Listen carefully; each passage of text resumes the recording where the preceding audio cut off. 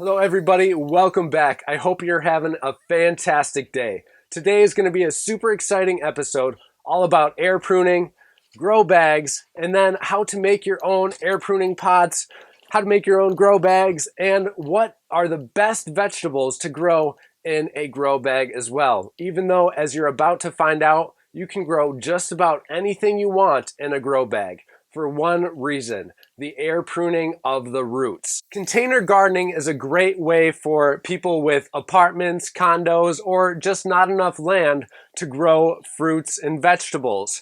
And grow bags are one of the best ways to do that for one reason: that's air pruning of the roots. Before I get into how to make your air pruning pots for your little seedlings and then move on to the grow bags, I want to talk to you a little bit about this air pruning and why we can grow such amazing plants when using grow bags and air pruning pots. Don't mind my poor artistic skills, but we've got a traditional plant here growing in a container like you would in a container gardening. What's normally going to happen is we've got a taproot growing down here and a couple of offshoots of roots, but that main taproot here is going to hit the bottom of the pot like that. Once it does, you see it's going to start growing around this pot. That main taproot is just shooting all over this place around the pot. And all of these other ones are doing the same thing. You're going to end up with a whole twisted mess of roots, a big mess of roots. Yeah, those roots are going to be growing, but they're going to be root bound. And oftentimes you can actually find that those root systems will grow in that circular fashion even after they've been removed from this container if you do transplant them out in your garden somewhere. But what happens when we take out the bottom of this pot and it's just air space or netting like that? We even might have some netting along the sides. Or in the case of a grow bag, it's a mesh that allows that air to go through to the soil, exposing those roots to that air. What happens then is that main taproot grows down to the bottom of the pot.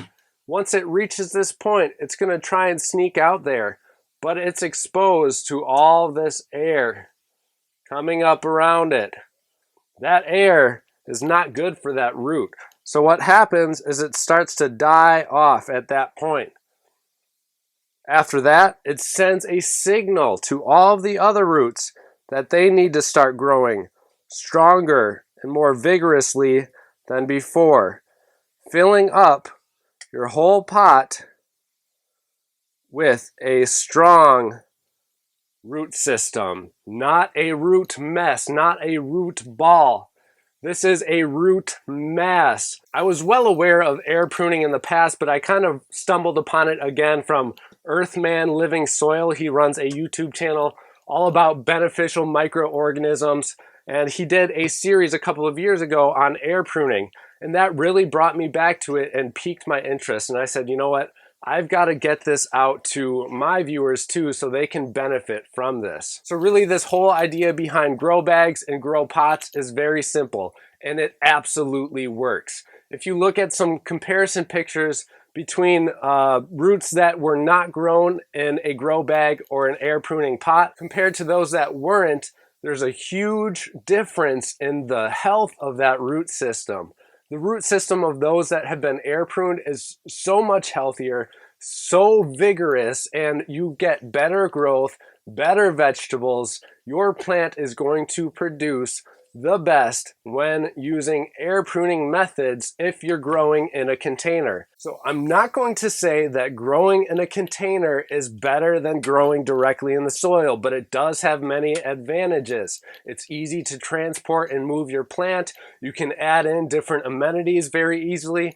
And also when it comes time to remove your plants from those grow bags, it's a lot easier that way. And that's one of the major benefits of these bags that I'm going to talk about later. If you are growing in a container, don't grow in a plastic container. Grow in a grow bag or an air pruning pot that you've made yourself. So let's get on to how I made these air pruning pots for my seedlings and show you guys what we're going to have as an experiment this year to prove to you how much more growth you're going to get out of these air pruning pots compared to a pot that has a sealed bottom.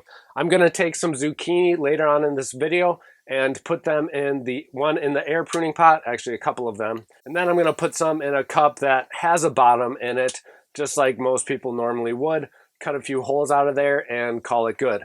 Later on, I assume within a month, we're probably going to have the update video on how those root systems grew. Getting on to how to make your air pruning pot. Very simple. You can do this in many ways too. You don't have to use what I did, but this was basically free to make.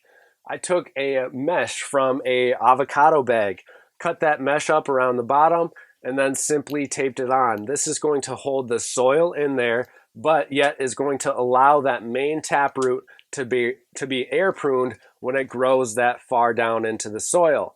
From that point, like we said before, that whole root system is going to be starting to shoot out a mass of roots compared to coiling up around this cup and growing into a root ball. You can use all sorts of things, coffee filters, cheesecloth, anything that's going to let air get to that soil underneath can be used for air pruning. I've even seen some people just cut out the bottom and not do anything else to it, and the soil holds in there okay because of the shape of this cup.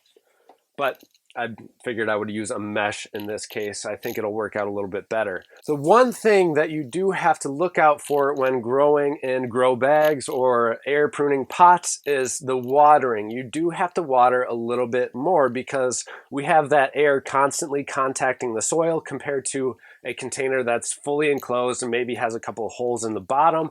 There's going to be a lot more surface area exposed to the air. So keep a close eye on your watering when doing this. Besides that, everything else is going to be generally the same. So I'm not going to bore you guys with the whole process of getting these zucchini plants in there. It's very simple. Obviously, we're just going to put it right up into the top of the soil in our cups and then continue growing them like I normally would. So I'm going to move on to the grow bags right now and talk to you guys about this awesome company right here in Wisconsin.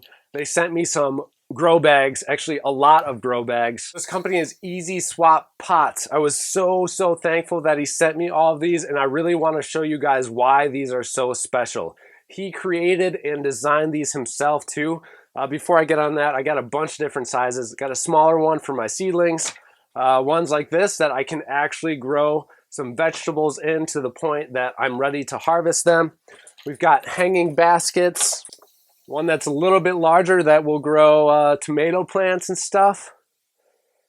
And then one even bigger that I could grow my willow tree in for a few years, I believe. I think I'll grow a curly willow in here or a weeping willow. Not really decided yet, but either way, what makes these pots so special is that they're easy swap pots. So let's say you get your plant right here growing, you've got a tomato plant growing, you now need to transplant it. Generally, it's kind of hard to pull that out without disturbing the root system. So with these easy swap pots, all you've got to do is unclip the sides here, and then it opens up just like that. How cool is that? And then you're able to just grab that plant, pull it on out, and swap it into the next size pot if you need that. Or if you're ready to transplant it in the garden, you can do that so easily without damaging the root system. So these things are going to be so handy this year. I'm going to grow a couple of my tomato seedlings in here if they get too large too. That way I can grow them in real nice inside or in the greenhouse here, and when it's time to transplant, I can just transplant them right into the garden. And I will be growing a tomato plant in here full term to harvest as well, to show you guys how that works.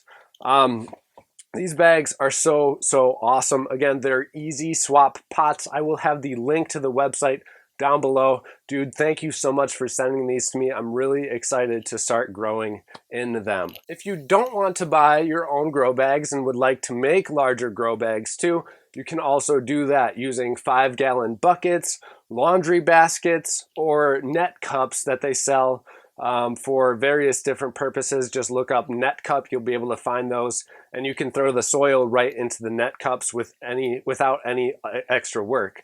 But if you're using like a 5-gallon bucket or a laundry basket, all you have to do is take a 12-year weed mesh or a weed stopper, any sort of mesh that's going to hold the soil in, but yet it allows the air to flow through.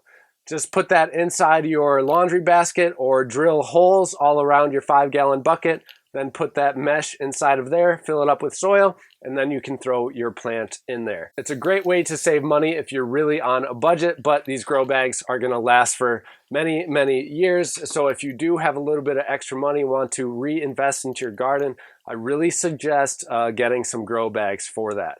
So now let's talk about the different vegetables that you can grow in a grow bag. Like I said before, you can grow almost anything in a grow bag if it's big enough. This pot right here is going to grow any vegetable you can imagine. You could even grow corn in a pot of that size because of that root mass that we're developing. This isn't like a normal sealed container. You can grow bigger, better vegetables out of these containers because of that air pruning. With that being said, let's go through the most common vegetables that people will grow in grow bags for you. I put a quick image together listing the pot size for these vegetables as well, so let's get to it.